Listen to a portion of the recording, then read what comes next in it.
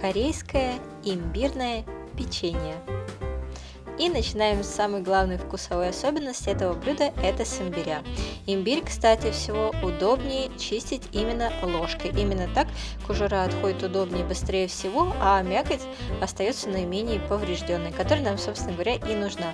Имбиря нам нужно немного. Смысл в том, чтобы получить сок имбиря. Для этого натираем его вот на этой стороне терки. И нам также потом понадобится кусок марли или ткани, которая пропускает через себя воду. Думаю, удобнее всего марли. И мы закладываем туда натертый имбирь и отжимаем. В общем количестве нам нужно всего лишь 2 столовые ложки имбирного сока. Теперь берем воду. Всегда советую брать чистую воду.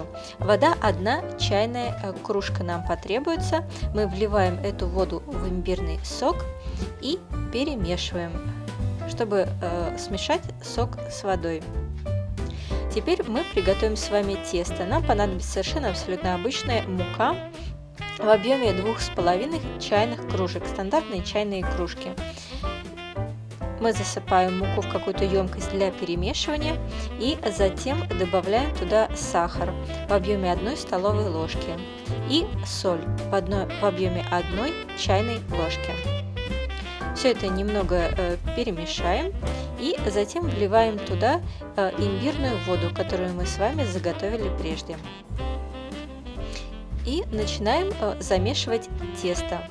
Сколько в итоге понадобится муки или воды, сложно сказать. По необходимости добавляем то или другое, зависит от жесткости воды и качества муки. Тесто должно получиться плотным и, можно сказать, даже немного жестким.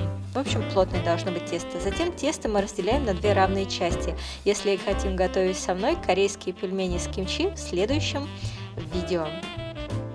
И одну из частей мы с вами домешиваем до той самой плотности, которую я говорила, и эту одну из частей мы укладываем в холодильник, завертывая в пластиковый пакет так, чтобы туда не попадал воздух, и выдерживаем в холодильнике сутки. И не пропускаем следующего видео с рецептом кимчи, пельменей с кимчи. И второй кусок, который у нас с вами остался, тесто, мы тоже с вами домешиваем до необходимой плотности и его уже будем раскатывать на печеньки. Если не хотите готовить пельмени, то все используем для печенья. Раскатать мы с вами должны тесто до толщины в 2 мм. Используем обычную скалку. После того, как мы раскатали тесто, немного присыпем его мукой, чтобы ничего не прилипало, и ножом мы обрезаем с вами края, получая ровную, квадратную или же прямоугольную форму, в зависимости от того, как у нас с вами раскаталось тесто. Обрезки мы не выбрасываем, их мы тоже будем использовать. Теперь мы должны нарезать куски шириной в 5-6 сантиметров.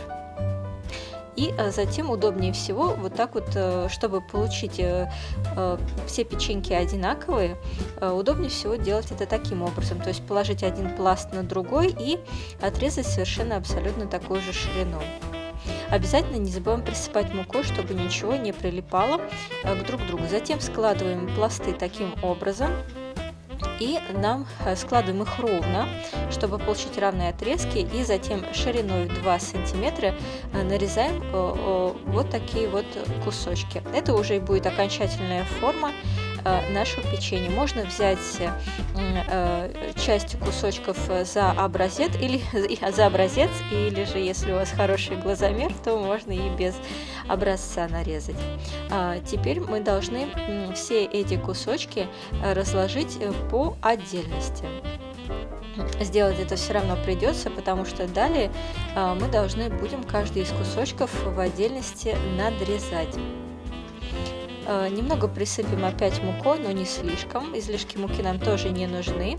И должны будем мы с вами получить 3 вот таких вот надреза. В чем премудрость ровных таких надрезов? Сначала мы должны каждый из кусочков сложить вдвое, а затем мы находим середину и делаем первый надрез, который должен быть немного длиннее, чем боковые. и общий отступ от края должен быть с двух сторон, у нас получится он с двух сторон, в 1 сантиметр. И таким образом мы получаем 3 надреза.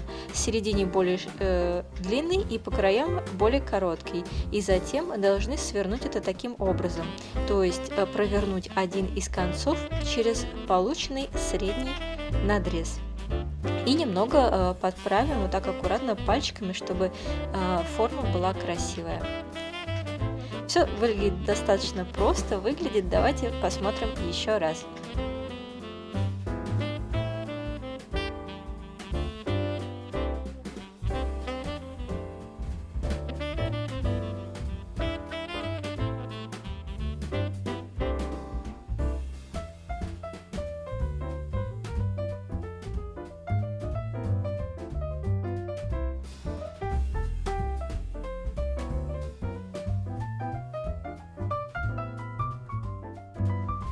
С остальными кусками поступаем точно так же. Надрезаем и заворачиваем их в такую же форму. С теми самыми обрезками, которые у нас остались, можно поступить таким образом. Взять любую форму для печенька и нарезать какие-нибудь формы. Или же опять скатать тесто и затем его скатать, затем опять раскатать и опять сделать те же самые печеньки той же формы. Это уже зависит от вас, от того, как вы хотите. И вот что у нас получилось с того количества теста, которое было. Основные печеньки и также нарезанные с излишков. Затем нужно нагреть пол-литра растительного масла. Масло мы должны нагреть до кипения, а за это время мы с вами сделаем сироп. Для сиропа нам потребуется сахар пол чайной кружки. Засыпаем в кастрюльку. И в том же самом объеме вода пол чайной кружки также заливаем в кастрюльку и готовим в течение 20 минут на слабом огне. Сейчас мы с вами подготовим кедровые орехи в объеме 2 столовых ложек. Они нам потребуются для декорации. Но сначала мы должны будем с каждого орешка удалить вот такой вот темненький носик. Обратите на него внимание. Аккуратно ноготком, своим ногтем мы удаляем эту часть со всех орешков. Далее, очень удобный способ. Можно было бы измельчить ножом, но ножом получатся кусочки. А вот таким образом мы получим с вами практически пудру. Как вы видите, мы воспользовались салфеткой и скалкой. Очень удобно и просто. Это мы используем для декорации. За это время масло должно было нагреться. Как проверить? Бросить кусочек теста. Если оно зашипело и поднялось, значит нужная температура достигнута и можно закладывать туда заготовленное печенье. Вначале, как только заложили, подвигайте его немного, чтобы оно не прилипло к дну и они не прилипли друг к другу. Когда печенье немного затвердеет, переверните его на другую сторону и продолжайте жарить, периодически перевертывая и двигая. Готовьте до золотисто-коричневого цвета. Удобно использовать азиатские палочки для того, чтобы помогать себе в этом нелегком деле приготовления этого печенья. Затем, когда печенье уже готово, отложите его на дуршлаг отекать, чтобы излишки масла стекли.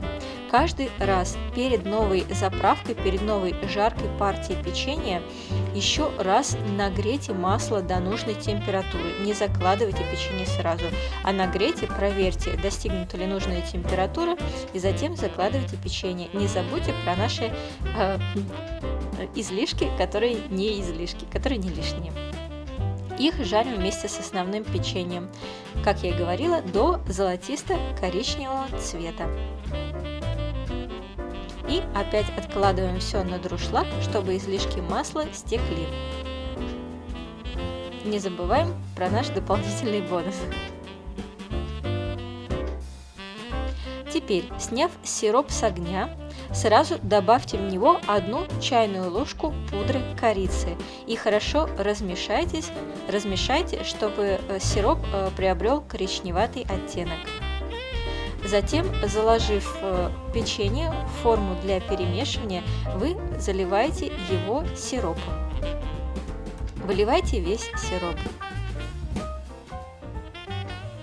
И затем вот таким вот методом встряхивания, чтобы печенье поднималось в воздух и переворачивалось, мы покрываем все печенье сиропом.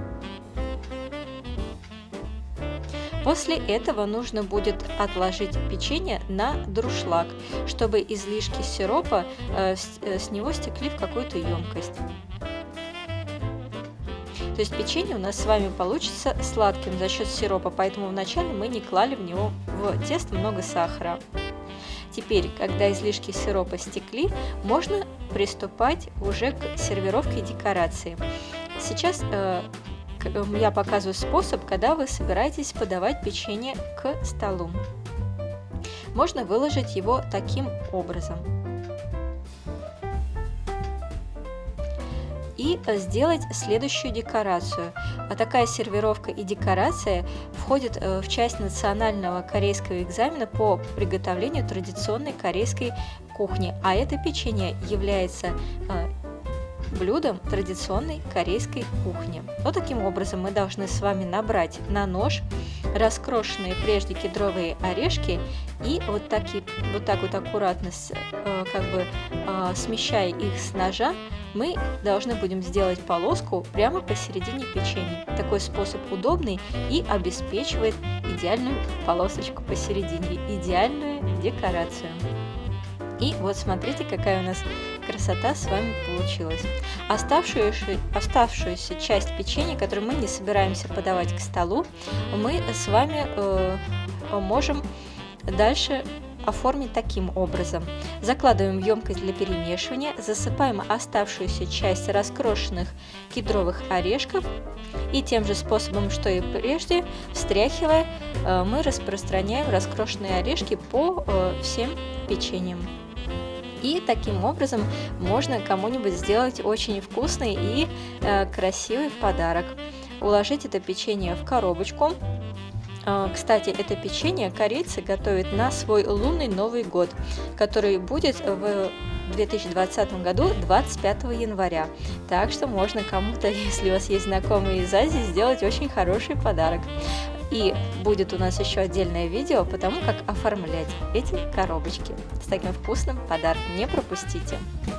Мы же возвращаемся к нашему приготовленному блюду.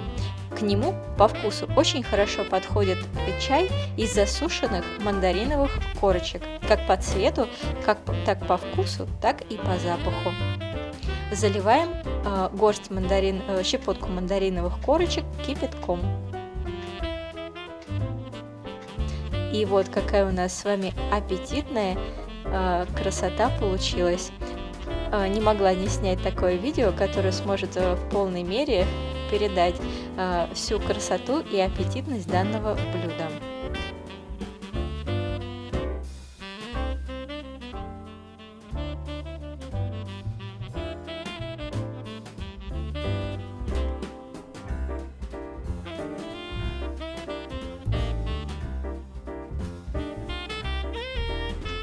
А сейчас время тестировать, что же получилось.